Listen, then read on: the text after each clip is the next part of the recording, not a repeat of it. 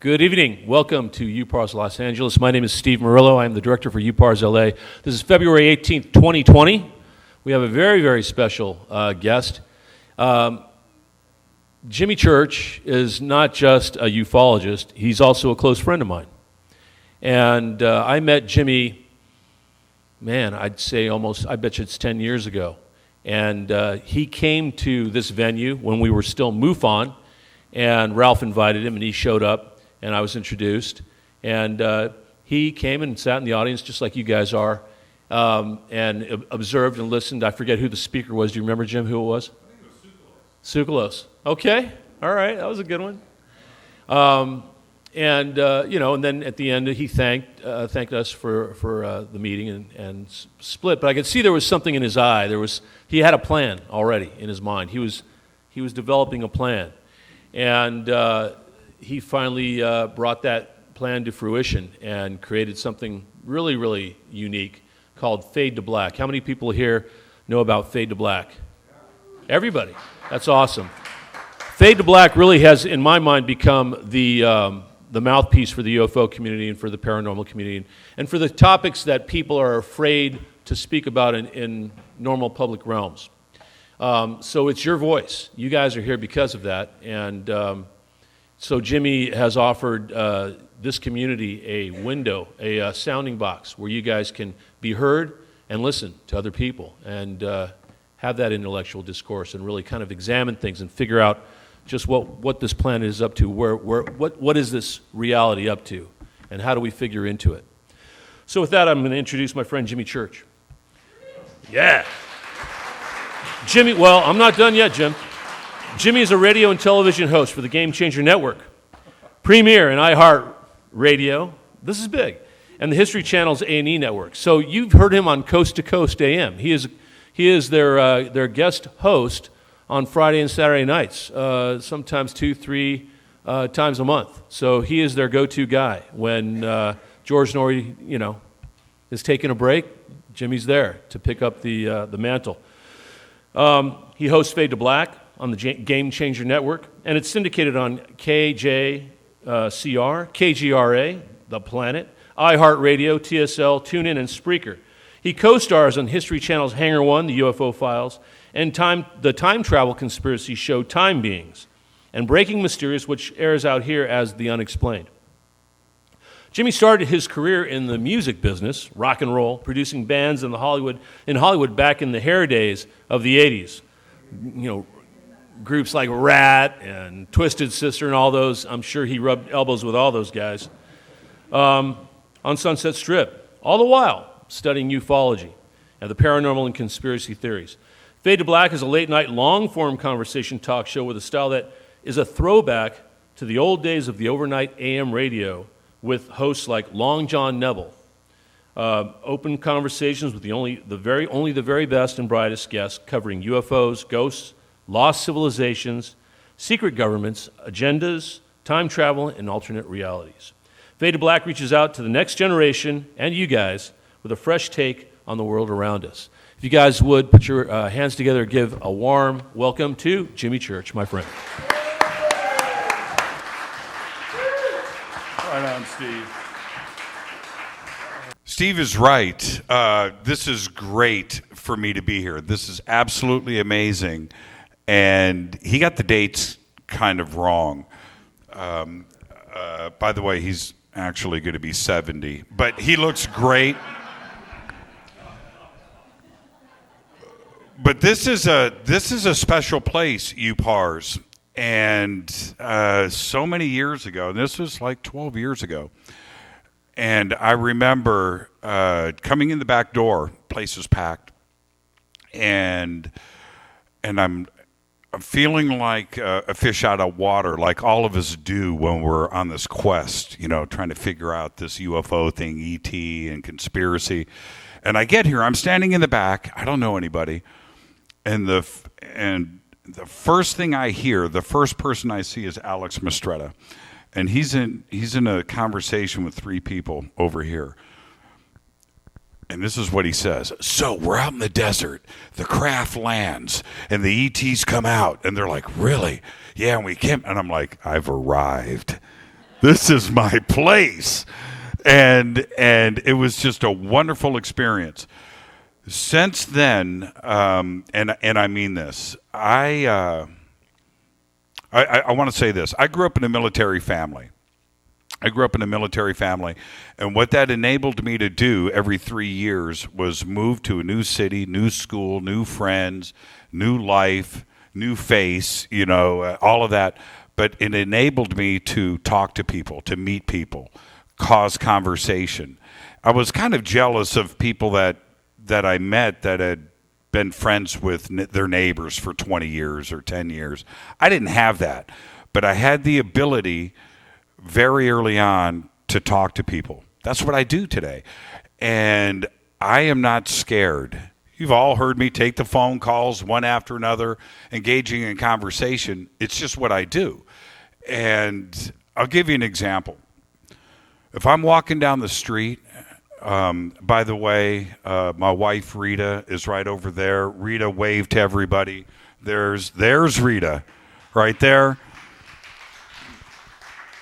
And also tonight, for the first time, proud dad, my daughter is here for the first time.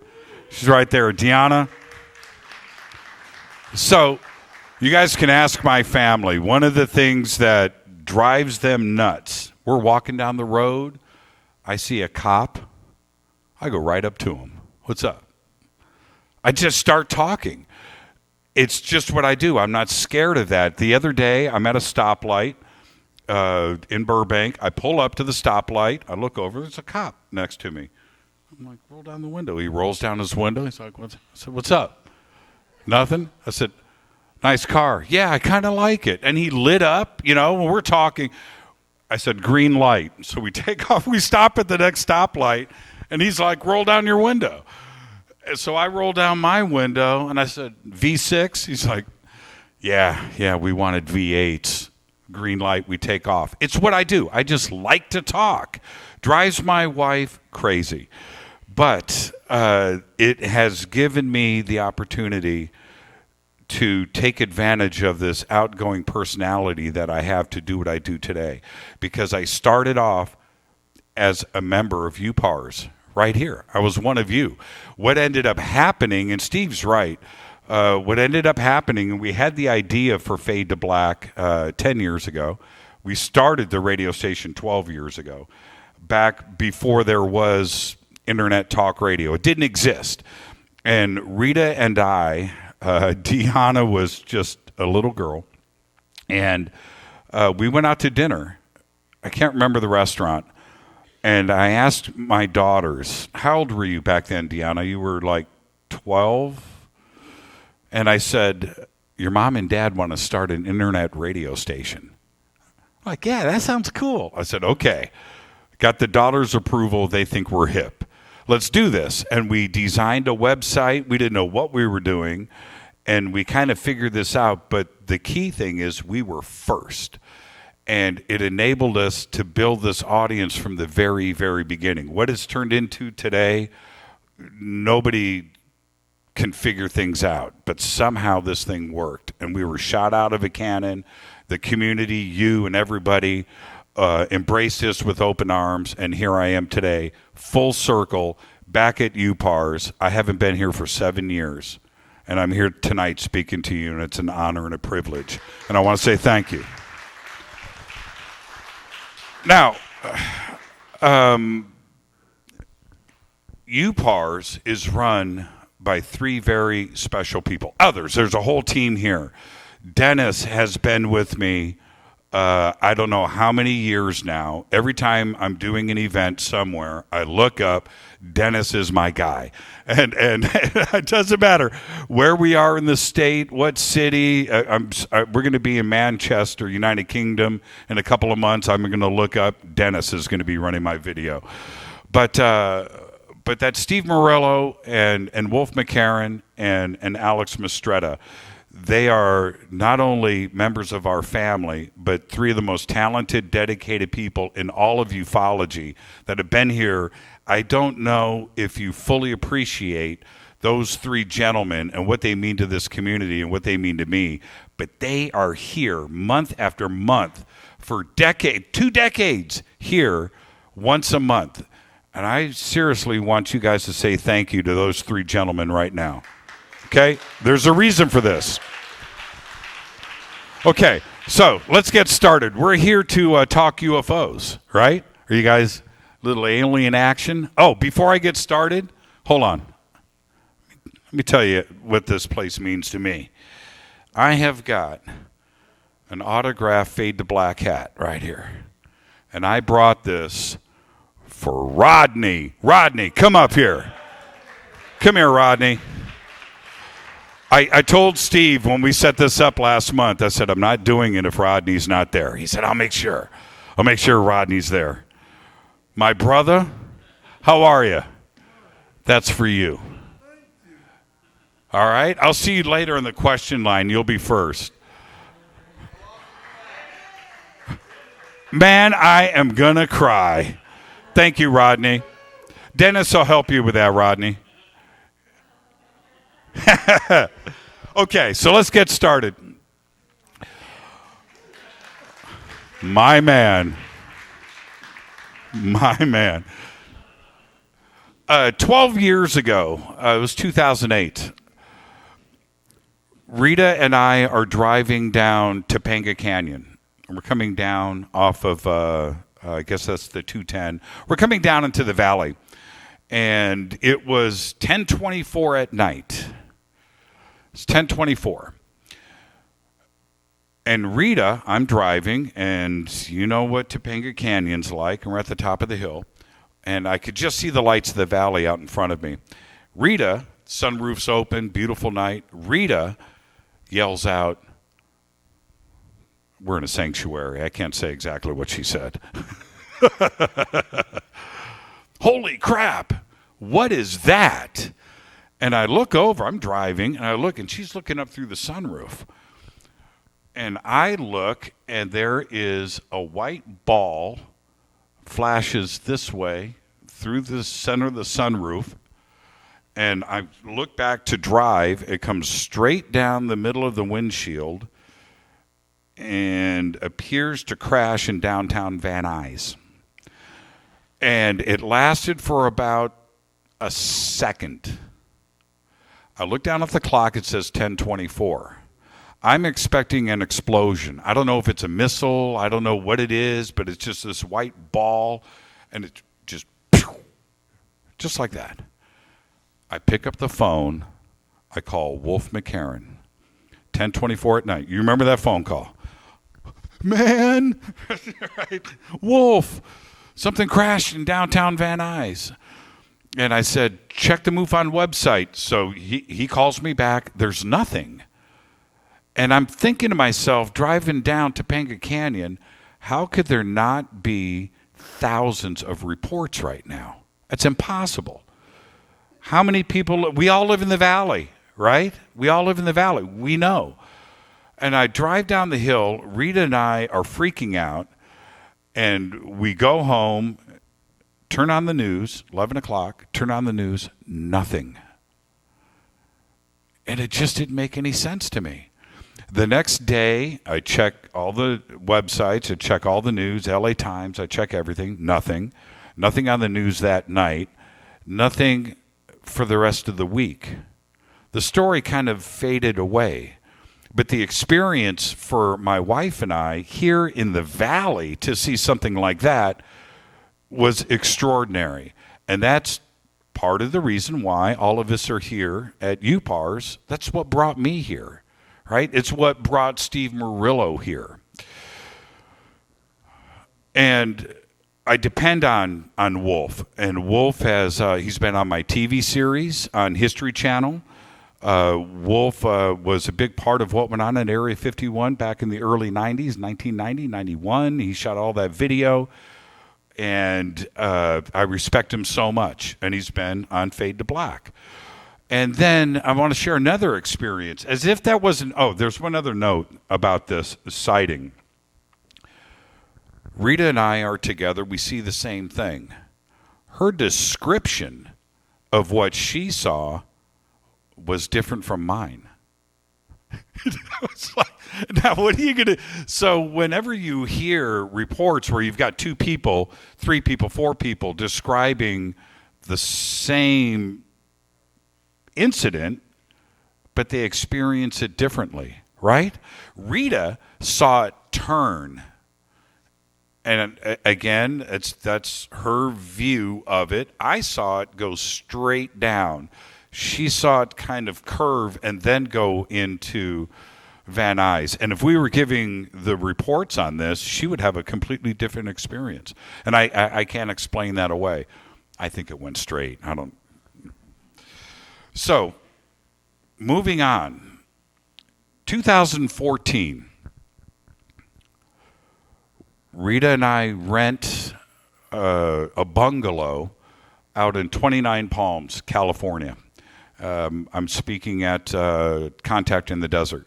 And we're 20 miles away from Contact in the Desert. And I forget the name of this place, but it was like called 29 Palms Cabins in the Desert or something. So we rent this place and we have a party. There's about 20 people there. Out on the patio was Steve Murillo. Steve, are you listening? Okay, you can jump in at any time and call BS. Steve, Alex, do you remember this story? Okay. There's about 10 of us out there. And on everything that I love, this is what happened. We've got pizzas. We've got beer. 10 of us. I'm going to say this is about 11 o'clock at night, and we are in the middle of the desert. Middle of the desert. Somebody says in this group, and I'm facing the mountain, I'm facing out over the group, and Steve is here, Alex is to my left too as well. We're all kind of facing the same general direction. So one of these 10 people on the patio says, I'm paraphrasing, wouldn't it be cool if we saw a UFO? At that moment, at that instant, from the bottom of the desert, and I'm looking straight out at it, this white ball shoots out from the desert floor and shoots straight up in a perfect straight line and goes into the stars. And it lasted about 2 seconds. Steve, 2 seconds? Feel good about that? Alex, 2 seconds? 3? Literally like this. Wow, wouldn't it be cool if we saw a UFO? Pew! I'm standing there with a slice of pizza like this. What? No flames, no smoke, no trail, no light trail. It was a white, lit up ball. The next day, I wake up and I walk out to the desert and I look and there's nothing in front of me but desert. There's nothing. There's no roads. There's no path. And I walked out there a little bit to look around, but there was nothing there. There was nothing to see. It was just desert. But what was it? And it was on demand. Now, Steve and Alex, your UPARS leaders, were there for that. And we did this experience together. And so for me to be here tonight, and I've got these 2 guys to back up my BS, because we need that support, right? Do you understand what I'm saying? We support each other as a community. Well, year later, the green chrome ball. Who is familiar with the green chrome ball story? Perfect. Oh, yeah. Okay. All right. This is what happened. We're at Contact in the Desert. We're all there. Steve's there. Alex is there. My wife is there. Lisa, were you there for the green chrome ball? Nancy, were you there for the green chrome ball? Okay, they were partying is what they were trying to say. So we're out on the edge of this cliff, and somebody says, look over there. to me, and I have a microphone. And at that time, the Canadian Broadcasting, CBC, was there shooting a documentary. So they had like 3 or 4 cameras that were there. And you can see this on the internet. But anyway, somebody points over in this direction, and the mountain, it's at night, it's about 10 o'clock, and you can see the silhouette of the mountains right to my left. And there was a taller mountain here, but right in front of it was this green chrome ball, ground level, just going in this direction. Pretty big, pretty big. I'm going to say it was a mile away. Pretty good size. I don't know, 100 feet around. And I'm looking at it, and this sighting was with about between 100 and 200 people, okay? And I get out the night vision goggles, and I'm looking, and I'm watching, and I'm tracking this. It lasted for about 5 minutes, and it's going like this. And as it's skimming across, everybody is shooting lasers at it, you know, those military lasers. Whose cell phone is that? That's cute. Whatever. And so it's going, and as I'm looking at it, 4 or 5 lasers are hitting this thing, and when the lasers hit it, they sparkled. So it wasn't like a lit up plasma clear thing, like a ball of light. It was solid. This was a solid craft, and the lasers are hitting it. And I'm talking, somebody's holding the microphone, I'm describing it as it's going, and everybody's hooping and hollering, and then it does this. After about a minute, it turns up, and it goes up, up, up, up, up, up. It's like 5 minutes, up, up, up, up, up, up. 5 minutes later, it's now a little pinprick of light. It's a star, and it stops. And I'm freaking out. I have no idea what I'm looking at. And as it kind of stabilized, and I could see it in this group of stars, and it was moving slowly, then it, like, 90-degree turn, goes left, goes out into the stars. And the important part about the story was that there was a couple of hundred people yelling and screaming, and we witnessed this together. The next day, it was Monday, and I'm driving back to Los Angeles, and Lisa calls from coast to coast, and we're in the car driving, and Lisa says, she's the executive producer of Coast to Coast, and she said, Jimmy, who are you going to have on the show this Friday? I said, let me back up. Hold on. Rita and I are driving away after we see this that night, and I said to Rita, if Wolf Blitzer was here, would he talk about this on CNN? If Anderson Cooper, if Bill O'Reilly, if Sean Hannity, any of these leaders, you know, on media, if they were here and they saw what we saw, would they go on the air and talk about this? He said, of course not. They would never do it. I said, I'm going to do it. I'm going to talk about this. So Lisa calls on Monday, who's on the show, and I said, you know what, Lisa, me. She goes, okay, what's going on? I said, I had this sighting with 200 people out on this cliff. What happened? I described. She goes, excellent, do it. So that Friday, I'm on Coast, and I share this experience with the Coast audience on a Friday night. And then I go to open lines and open up the phone lines. We talked about this for 4 hours on Coast to Coast.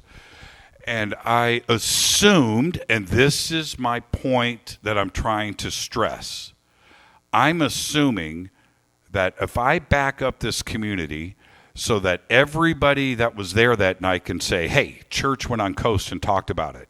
So go listen to that. He was there, man, and this was real. That I would be supporting this community. And then I thought, somebody out there, Wolf Blitzer, right? Somebody is going to contact me and go, hey, man, I heard that on Coast. Can we talk about it? Can you give us? I got zero media response from that. And it was at that point Rita and I made a conscious decision about what Fade to Black was about, what I was about, and about supporting this community. At that point, I was fully out of the closet. I didn't care anymore.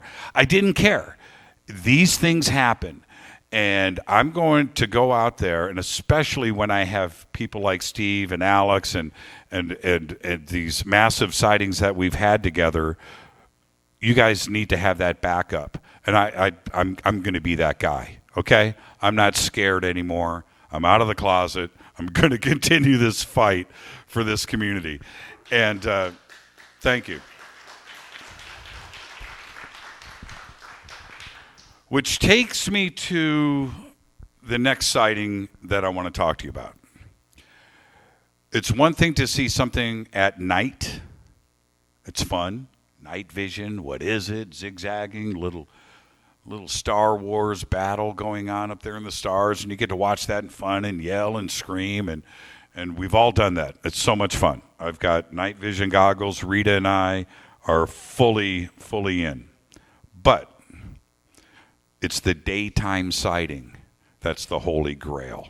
That's the real deal. And I have a clip. Not only do I have a clip, but this clip is with Steve Murillo. Right? Are you guys down for this? Okay, so I'm not going to hit play yet, but let me open this up because I'm going to tell you what happens here. What I want you to see here is a perfectly blue sky. Right? Do you guys see any clouds? Say it. I can't hear you. Do you guys see any clouds? Okay. I'm sitting at a picnic table. Steve Murillo is sitting directly next to me. It's 3:00 in the afternoon, and I have on a tripod a ginormous set of binoculars, and I'm looking at the top of Mount Adams, just taking it in. It's beautiful. Wasn't looking for UFOs. I was just enjoying the nature, looking at the birds, and I could see the crest of the mountain, and it's perfect. And I'm going to guess, and around us is about 30 people. Steve, 30? Yeah, fair guess. So we're all sitting there enjoying nature. And at that exact moment, I'm calm. I'm zenned out. This is what happens. From the peak of Mount Adams, from behind the mountain, it's over here. It's 14 miles away. That's the peak of the mountain. And I'm looking at that. From where this camera is videotaping, that's 14 miles away. It looks like it's in your backyard, but that's 14 miles from where Steve and I are sitting. At that moment, at the peak of the mountain, and you can see it right there, from behind the mountain, I can only describe it as this: 400-foot tall, maybe 500-foot tall black beer can. And it's rotating like this. And it's black. And on the top and on the bottom, it's silver. And it's black in the middle, and there's this round logo, and it's spinning, and you can see this logo. I call it a logo. It's a circle. It looked like a beer can. And it's giant. And I'm looking in the binoculars, and the sun, it's perfectly in focus. I can't express enough how perfect it looked. And I freak. Of course I do. I've never seen anything like this. From 14 miles away, everybody around us sees it. And it's a black dot. So I'm looking at it in the binoculars, and it's big, and it's doing this rotating thing.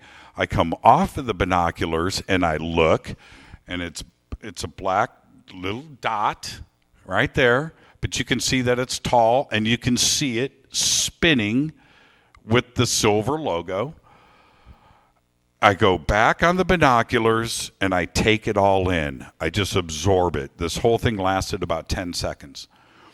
And I just study it. I go top to bottom, and then I stand up and I yell, video, video, video.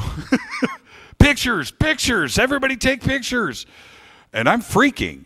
Steve is watching it. He's describing what he's seeing. I come back and I sit down, and that's when this video is shot. Okay, so I'm going to play you this in a second. As I sit back down, I look out and I see it, and it's spinning, and Steve is sitting next to me describing what he's seeing. I'm like, okay. I get back on the binoculars. It's gone.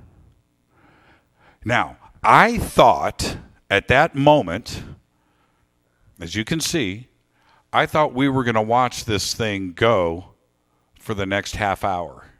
Dig it, right? No clouds. No nothing. Just wide open sky. And it just popped out from behind the mountain and is going this way. And I thought we were going to watch it forever. It disappeared. Disappeared. Steve, how did it disappear? Taller than the tallest building you can imagine. What do you do with that? This is the video. You got audio there, Dennis? Okay, so we should be good, right? Okay, well, here we go. Okay. Oh, tell me somebody took a picture. I swear to God, I will shoot everybody here. It's disappeared now. Oh, no, there it is. There it is. I got it. I got it. Give us a position, Where? man. No, that's a bird. No, the UFO wasn't a bird. No, that was shimmering. That was that- glinting. It was a ball. It was huge. Okay, who shot it? When I'm doing an interview and I'm talking to somebody about something that they've seen, the first question I always ask is, did you shoot, any? No, didn't get it. Didn't get it.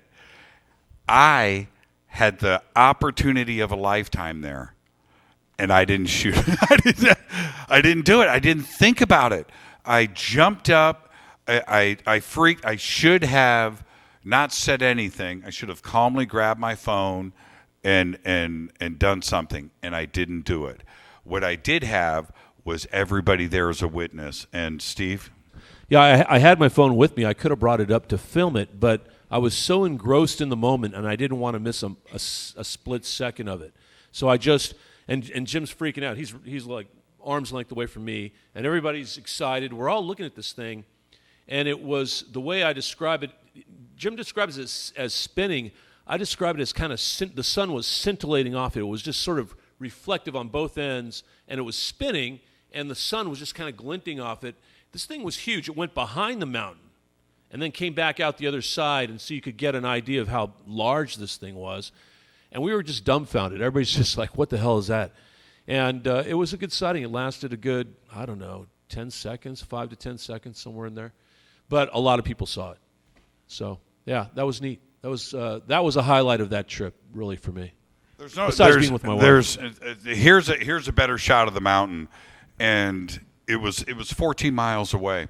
And to see something like that, it's the holy grail of UFO sightings. And Steve was once again sitting next to me, and we got to witness this together. It was absolutely incredible. Now I want to move on. The question of contact and ET contact is something that, as I have gone through years and years now of interviews, and I've racked up close to 2,000 interviews of leaders of the community and witnesses and experiencers, and it's amazing for me to try to put this together and try to figure out what's going on, because I truly have seen things that I can't explain, but I'm not getting the right answers from people. But what I am doing is consciously moving into the science side of things, because I believe I truly believe that physicists and astrophysicists and astronomers, quantum theorists, all of these, it's starting to merge into our community, and we're getting really close to this. And this is what we're going to do. I'm going to take you down a trip of knowledge right now. And all I ask for you to do is, after tonight, I want you to think about and contemplate everything that I'm about to present to you. Okay? This is very important to me. And I think that you will get into my mind a little bit where I'm at with all of this. So when you hear me on the radio later, or you see me on television, you're going to be inside of my head because of this presentation tonight, and you're going to understand where I'm coming from. Are you guys cool with that? You ready to learn something? That's what we're going to do. All right. This is Edwin Hubble. Edwin Hubble, this is 1924. And this is at Mount Wilson, right up the road. And Edwin, in 1924, for this picture, is sitting at the largest telescope in the world at that time. It was a 100-inch telescope. But something happened in 1924, one lifetime ago. This is less than 100 years ago. We're in 2020. This is 1924. Up until this picture was taken, the world view was that our Milky Way was the universe. That was it. Our Milky Way was the universe. So the stars that are out there, that was it. The stars that you saw was the universe. That's it. Okay, I'm hip. He saw it differently. So what Edwin Hubble decided to do was go and look at these nebulae that astronomers thought were gas clouds inside of our Milky Way. Okay? And one of those gas clouds was Andromeda. So Edwin goes over. That's what he's doing right here. It's a very, very famous picture. So Edwin photographs this picture right here. This is Andromeda. And what ended up happening, and you can see in the upper left-hand corner, is VAR. And this plate is flipped over. But he wrote VAR with an exclamation point. It meant variable. What he found was that he could triangulate the distance of Andromeda and calculated that Andromeda was 2 million light years from the Milky Way, outside of the stars that were inside of this picture. This was a big deal. The universe now was bigger than our Milky Way. That was in 1924. He published, tried to get this knowledge out, but nobody would listen because there was a lot of pretty good solid evidence up to that point that maybe the Milky Way was the universe. So he was fighting this. It didn't get accepted and published into a journal until 1930, 6 years later. But Edwin also, during this 6-year period, something else important happened. Up until that point, with this picture right here, and the variable that was written right there, Albert Einstein and the rest of the scientific community considered that our universe was static. It didn't move. Stars didn't move. Nothing moved. We knew that the Earth was doing some things and now it was moving around the sun, but the stars and everything else did not move. Edwin Hubble came up with something called the Hubble constant and figured out that galaxies and stars and galaxies were moving in a direction. I don't have the picture here. I almost posted it. Einstein argued with him on this point, so much so that in the theory of special relativity and in general relativity, Einstein said the math says It's static. So Einstein goes up to the observatory with Edwin Hubble, looks in the telescope and sees what's going on, looks at Edwin's numbers, and went back and modified the theory of relativity. Okay? The universe was moving. Well, between 1930 and 1995, that's 65 years, the knowledge started to come in about the universe. But the one thing, and it was counting the stars, counting galaxies, and there's more out there. We had no idea how big the universe actually was, but it wasn't just the Milky Way. But the question now on everybody's mind, including everybody in this room, is how many planets are out there? Is Earth the only one? Is our solar system the only one? Jupiter and Mars and Neptune and Venus, Mercury. Is that all there is? Or are there more planets out there? Well, until 1995, there were none. 1995, this is 2020. 25 years ago, the first exoplanet was found. And I know today we have exoplanet news nearly every single day, but you have to stop and consider what I am suggesting here. Up until 1995, there were no planets in the Milky Way, just us. And so the question of whether we were alone in the universe or not, we didn't have any other planets out there to even consider, to talk about. But all of that changed in 1995. 1995, the first exoplanet was found. In the year 2000, 5 years later, they only found 29 exoplanets. It took 5 years. This is 2020. I'm talking about yesterday. There was only 29 exoplanets found. Today, it's not that kind of party. As of today, I'm speaking to you, we have cataloged officially 5,000 exoplanets. We have another named exoplanets in the catalog, in the database. We have another 10,000 exoplanets that are waiting to be confirmed and cataloged and named. Because of this, I'm going to go to my next slide here in just a second. Because of this, today, it is accepted that every star you see in the sky has a planet. Every single one. We have 500 million stars in our Milky Way.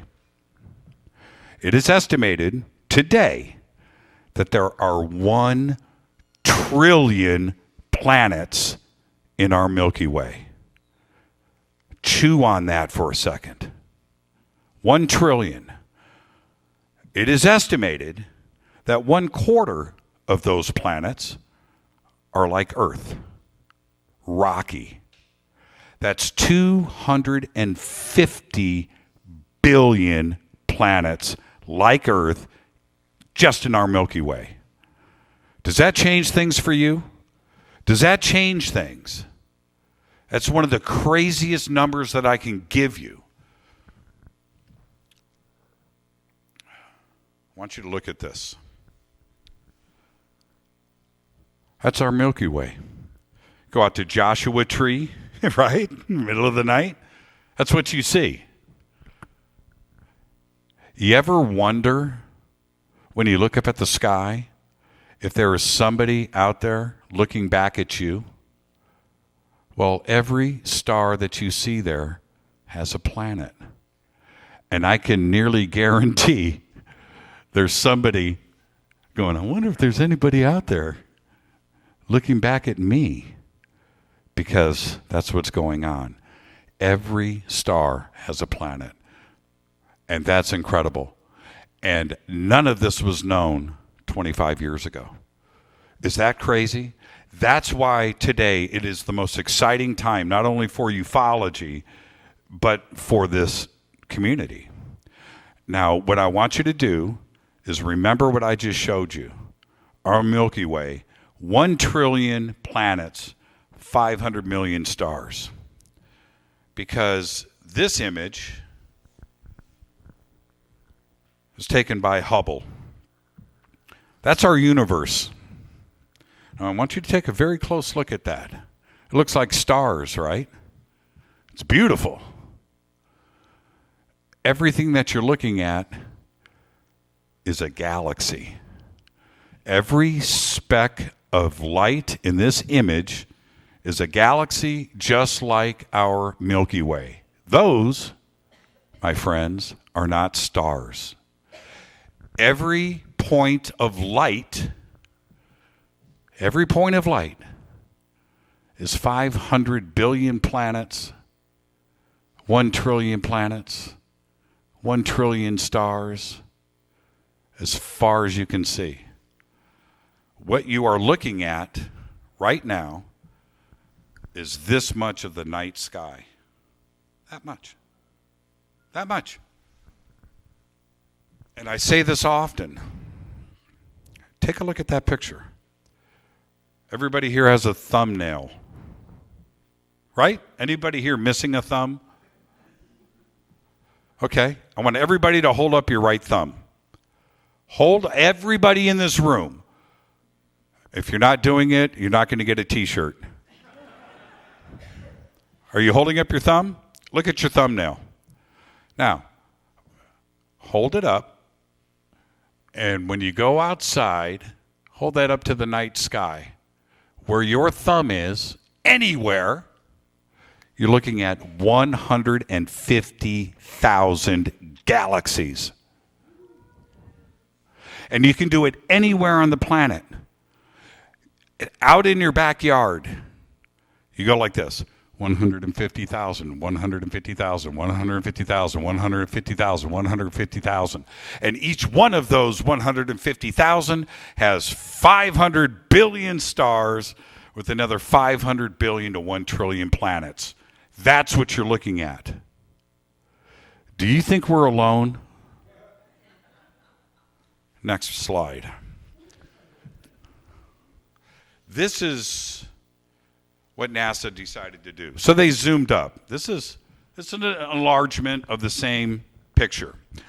And in 2012, NASA decided, as they're looking at this image, they said, let's find the most boring part of this. This is an enlargement. As you can see, those are all galaxies. Those are not stars. You guys dig what you're looking at, right? So NASA says, let's find the most boring spot, the most empty spot of this. And they called it the Hubble Deep Field. Okay? So NASA chose this area right there. All right? Would we all agree that's the emptiest spot in that picture? They focused the Hubble telescope on that tiny little spot for 2 weeks and got an exposure. Now, what do you guys see in that red square? Right? This is what was revealed after a 2-week exposure.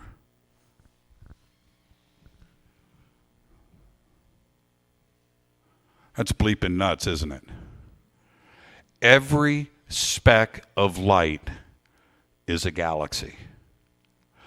And when we look at things like this and this type of concept, this is where my brain goes today. I look at the science, I look at the astronomers and the cosmologists and the physicists and the astrophysicists. How do they communicate about this? How do they talk about this? There is a couple of points that we need to make here. And it's very important. It's like a deck of cards. A deck of cards. Are we alone? There are only so many chemicals. There are only so many atoms. There are only so many particles in the universe. And there are not infinite combinations of those chemicals to create basic sugars and amino acids. Our bodies, same 20 amino acids and DNA and RNA strands that are in bananas. Same. There's no difference. Those same atoms, those same particles are in every single galaxy right there, and they're combining the same ways that they're combining here. There's just no difference.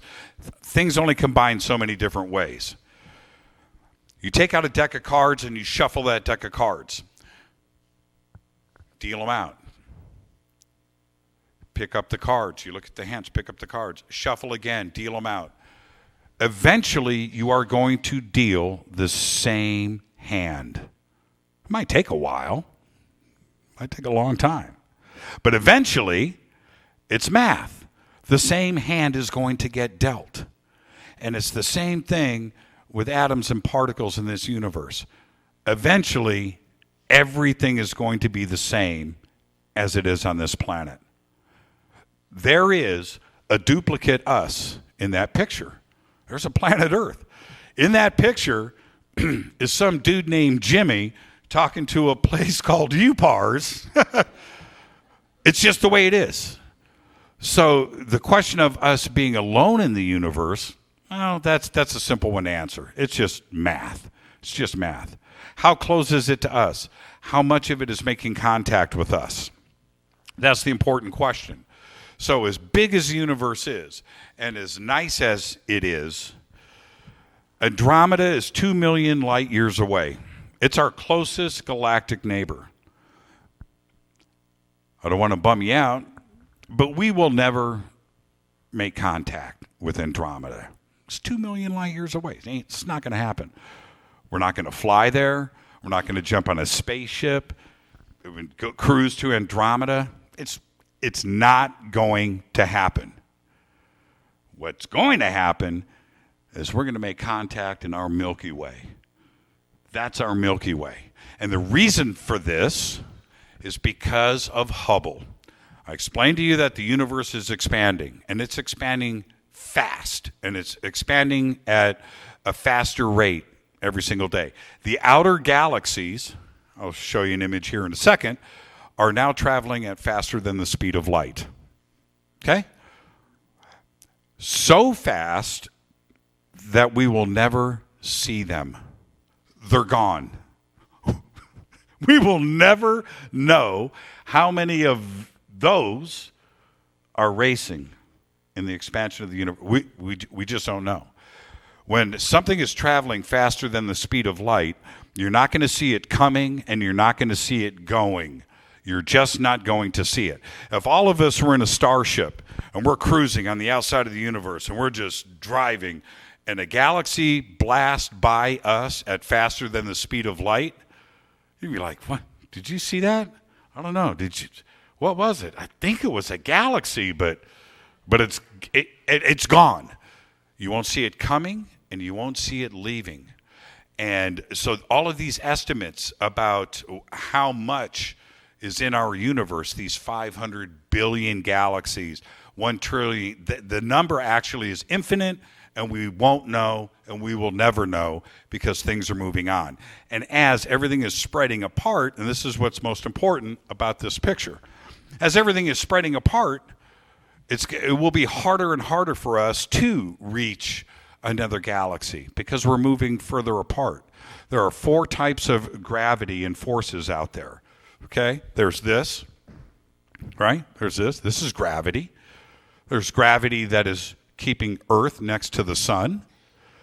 There's also the gravity that is keeping that spiral together. So as the universe is expanding, and all of those galaxies that I just showed you in the Hubble image, those galaxies are moving apart. But the individual galaxies, like our Milky Way, stick together because of gravity. So when I say we're not going to make contact with Andromeda, don't need to worry about that. We need to worry about making contact and making friends with our neighbors right here in the Milky Way because we're going to be together forever. Eventually, 50 billion years from now, we're going to look out into the night sky and there's going to be nothing there. There's going to be nothing there. It's only going to be our Milky Way. That's it. There won't be any galaxies. We're going to be drifting through space at the speed of light with no galaxies around us, except for the 500 billion stars and the 1 trillion planets that are here. Are you guys hip to what I'm saying? Are you guys picking up what I'm putting down? This is very important. Okay, so this is called the observable universe. Okay? The observable universe is 90, you can see it right there, 93 billion light years across from one side to the other. In the middle is us. It's the Milky Way in the middle. And we can observe and see things out. Right now, Earth is 4.5 billion years old. So when you think about how far away something has to be for light to get to us, we can see about 4.5, 5 billion light years out, because that's how long it takes for the light to get here to planet Earth. But out here on the edges, that's the expansion. And we will never see any of that. You see where it says observable down on the bottom? Everybody see that? That's it. There is an infinite amount of galaxies out here moving. And the universe is expanding. It's just expanding. What we have that isn't expanding is our Milky Way. It's a very, very important point. The galaxy is moving at the speed of light, which I think is the most important part. Andromeda is moving towards us, and Andromeda is going to be here in about 3.5 billion years, and it's going to merge with the Milky Way. And when that happens, it's not going to be that big of a deal. There probably won't be crashing planets and stars, but our sun is going to be gone. 3.5 billion years from now, we're going to be doing this. We're not going to be here. We're not going to be on planet Earth. Our sun will have gone through so many changes that Earth is going to be toasted. So our answer is this, right there, a generational spaceship. We're going to build lots of those. In our Milky Way, our sun, it's going to last about 10 billion years. It's about halfway through that. In our Milky Way, we have dwarf stars. The biggest stars last millions of years. Our planet, which is a medium-sized sun or star, lasts billions of years. And the estimate is right now with our sun to be 10 billion years. But a dwarf star, 10 trillion years, and extremely stable. So, as things separate and move out and move apart, the only thing for us to do is to chase down those fast radio bursts that are happening every single day. We go out and we investigate and check out these 250 billion Earth-like planets in our Milky Way. In those, that's the only answer. We can go to a dwarf star that is going to be stabilized for 1 trillion years, 2 trillion years, 3 trillion years, but we won't do it on Earth. We're going to do it that way. And we're not going to check out the universe. We're going to hang out in our own Milky Way.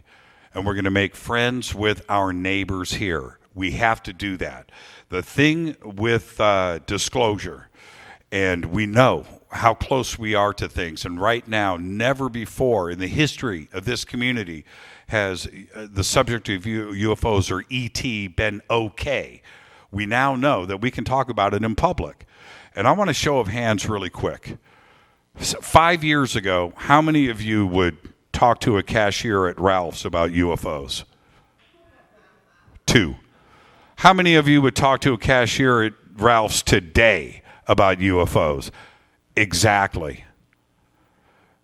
We know. We are right on the edge of some real communication. And I don't know if it's going to be 2020, but I'm kind of feeling a vibe that we're getting close to something, and we're getting close to something big. What's important to me is that when this communication happens, and I don't care how we pull it off, we just got to make friends. Because over the next 1 billion years, all we have is each other. We only have our Milky Way. We're not going to have these other galaxies and things. They're not going to be there. It's our Milky Way that we're going to have with us until the end of time. And we need to figure out how we're going to make friends. We can't make enemies. I had mentioned on the show last year, and this is a point that I really want to drive home, is that we have been stuck on this planet now for 5,000 years fighting and killing each other. It's amazing to me. Today, we are just like two people that were locked in the same room for 20 years. You may start off as friends. 20 years later, somebody's going to die. Right? Do you understand what I'm saying? That's where we are on this planet right now.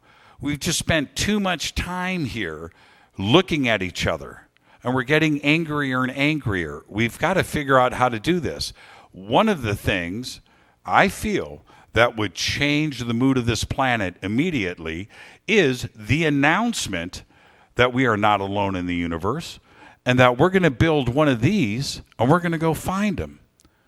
Because that will give us a common goal on this planet where we can forget about these artificial lines in the sand, these territories between countries and people and skin color. All of that's going to get forgotten because this is the future. There's just no question about it. It's the only way out. Rita and I, the other night, and I wanted to make sure that I mentioned this, at the beginning of Fade to Black each night, in our intro, we have Ronald Reagan, right? His famous UN speech. Everybody here has heard the UN speech. Applaud, right? You've heard the UN speech? And Rita said, she's going to kill me driving home tonight. It's just going to be a bad drive. Rita said, what do you think he really meant? Was he suggesting that he knew something? Was he suggesting that he knows that there's going to be alien contact? There might be a fight out there in space and that we need to unite and make friends with Russia and China and that we need to fight this? Do you think that that's really what he meant? Or do you think he was just like joshing? Right? That's a pretty important point. And my response to Rita is, I really believe that Reagan knows that that's the only way for this planet to unite and to become friends with each other is to forget about our differences here and consider ourselves a part of this galactic neighborhood and that we need to be earthlings first. And I truly believe that was Reagan's message. And that's when and Rita and I kind of argued this out a little bit, but I think she understood that that's exactly how I feel. This is the answer. And I think that would take everything in a different direction, where we would finally realize that we had a common goal. Are we together on this? Do you understand what I'm saying? Good. Because that's my presentation. And I want to do this. I want to make this night special. We're going to treat this like open phones, open lines on Fade to Black and Coast to Coast. And if you've got a question, you want to hang out, you want to have a conversation, just step up to the mic over here. Come on up. Let's do this. Let's do this. Are you guys cool?